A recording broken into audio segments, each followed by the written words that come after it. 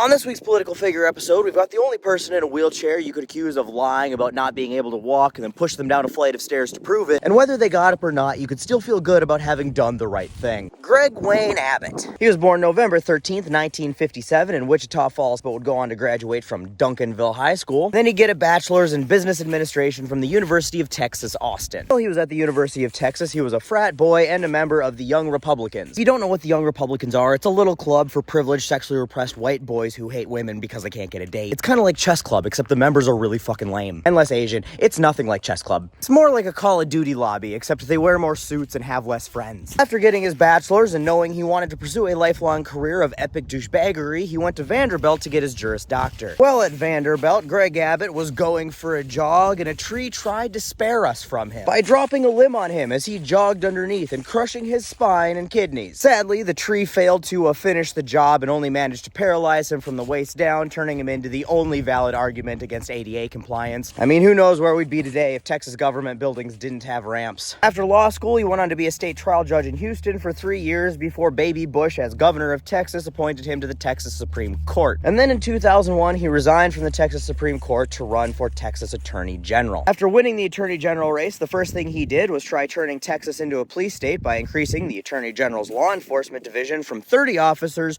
to 100. And the next thing he did was endorse legislation to cap non-economic medical malpractice damages at $250,000, which is pretty fucking ironic because when God tried to smite him with a tree branch, he responded by suing the homeowner for $9 million. Call me crazy, but I think that's a tad above the non-economic damages he received. And it gets even worse because he intervened on behalf of Baylor when patients sued them because they let Christopher Dunch operate on them when he knew he was a fucking sociopath. You know, Christopher Dunch, Dr. Death, did you see that on Netflix? Yeah, Attorney General Greg Abbott defended the hospital and by extension Dunch against the patients that he fucking mutilated, trying to enforce that $250,000 medical malpractice cap. Promise you, the only standards this man has are double. Then he blocked regulators from forcing the Koch brothers to release chemical inventory lists in their storage facilities, citing national security concerns, and swore up and down that it had absolutely nothing to do with the Koch brothers contributing quite heavily to his campaign. In addition to unsurprisingly arguing that gay marriage should be banned, he also argued in court in favor of an unconstitutional ban of sex toys, saying that Texas apparently has a legitimate interest in discouraging autonomous sex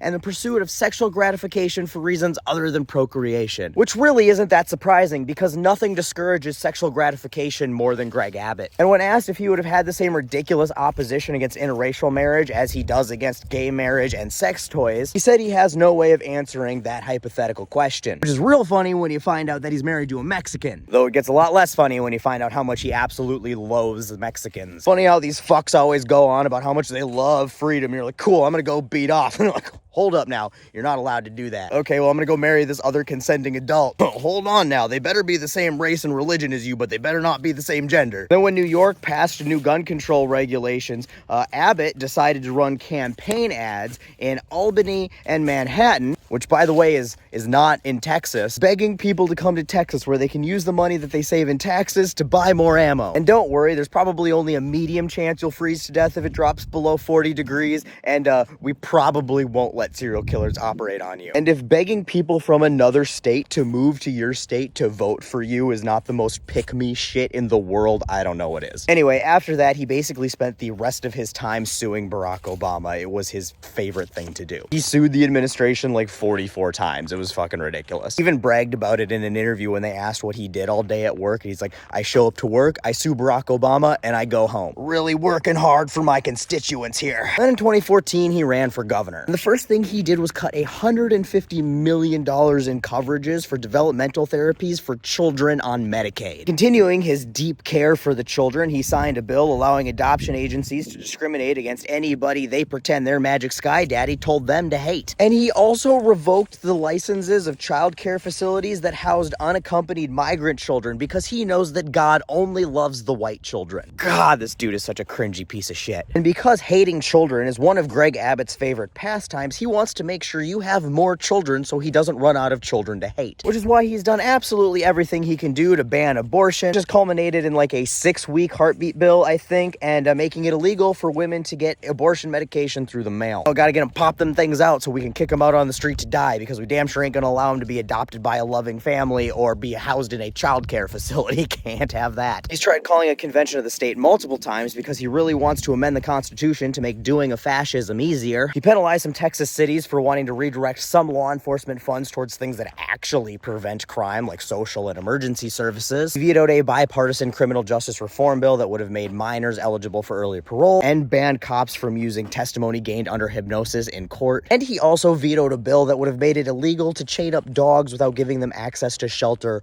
or water. Not only does this fucking sociopath hate children and immigrants and black people and the gays, he hates fucking dogs. Who hates dogs? He asked the state guard to watch the federal government because he believed this really stupid conspiracy theory that they were going to invade Texas. Because apparently the dumb fuck doesn't realize that we already did that. That's why we have Texas. Like, it's already ours. We did the invading part a long time ago. We don't need to do it again, but he was real worried about it. It goes without saying that he's a climate change denier, and he just really seems to hate the environment in general, probably because the environment tried killing him. He spent like $4 million trying to find voter fraud, and didn't find any voter fraud. That still didn't stop him from purging 100,000 people from the voter rolls because he claimed that they were illegal immigrants. Then he got sued and he had to stop because it turned out that they weren't illegal immigrants. When the city of Austin said that they were going to repeal a ban that stopped homeless people from like existing in public, Greg Abbott threatened that if they didn't reverse it, he was going to send state resources down there to stop them from having homeless people exist in public. He could have always used those state resources to stop homeless people from existing by,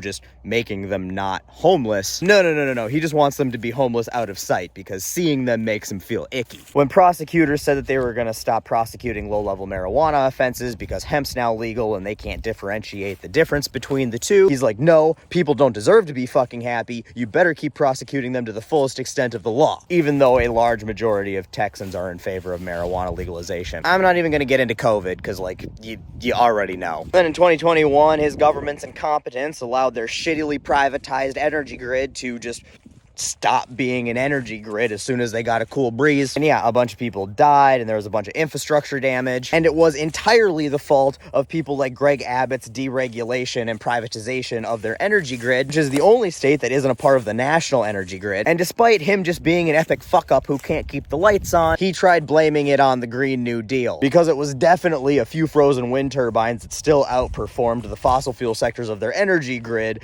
that caused natural gas plants to freeze up. And never mind that even here in the frozen tundra of the Midwest with all of our wind and solar farms, of which we have a lot, none of us have froze to death as a result of it getting a little too chilly for them to do their job. But of course, his big thing has been pretending that there's this overwhelming invasion at the border and also pretending that he's the only one who's doing anything about it. At one point, he mandated that commercial trucks coming in from Mexico got double checked to make sure that they didn't have drugs and illegal aliens. And while his checks didn't find any drugs or undocumented immigrants, it did cause miles and miles of backup at the border, which backlogged 80% of produce coming in from Mexico, to the point where a lot of it was spoiling, and it ended up costing Texas over $4 billion. That was just in the 2 weeks his stupid inspections were in place before the Texas Business Owners Association jumped down his throat and told him to get his fucking shit together. Then he lifted the inspections, but claimed he only did it because Mexican authorities said that they were going to be more vigilant in stopping the things that were coming across the border. Then he put razor buoys in the Rio Grande to try to kill anybody who was trying to cross the Rio Grande. He's refused to take refugees. He's tried to kick out refugees. He tried to sue the federal government over refugees. He has put legal immigrants like refugees on buses and planes and shipped them to places he thinks Democrats live, including Kamala Harris's house. He ordered the National Guard to help arrest migrants. Now he's using the National Guard in an unconstitutional fight with the federal government and Border Patrol. He's claiming that his actions are necessary to